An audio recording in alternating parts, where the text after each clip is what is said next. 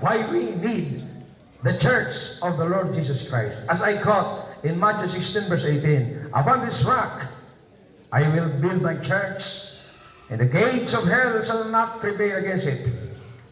Who said it? It is the Lord who said, "I will build my church."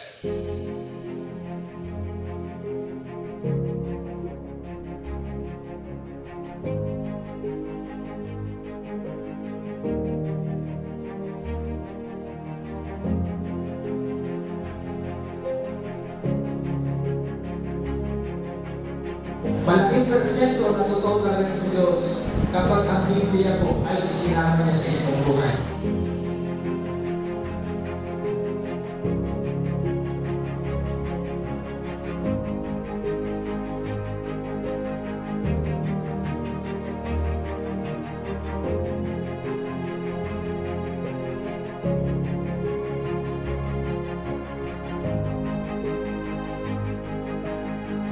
Dati ako may bisyo, dati rin akong lamastangan, dati akong hindi naniniwala sa mga batas, dati akong masama ugali, pagkansala akong kasalanan.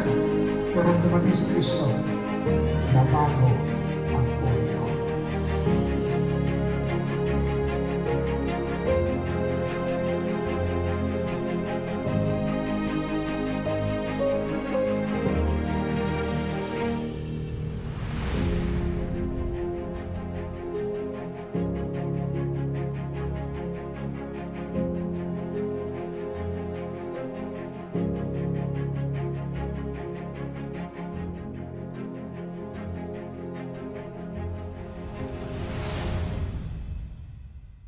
Hindi pa ho tapos ang Diyos sa HTBC, di ba?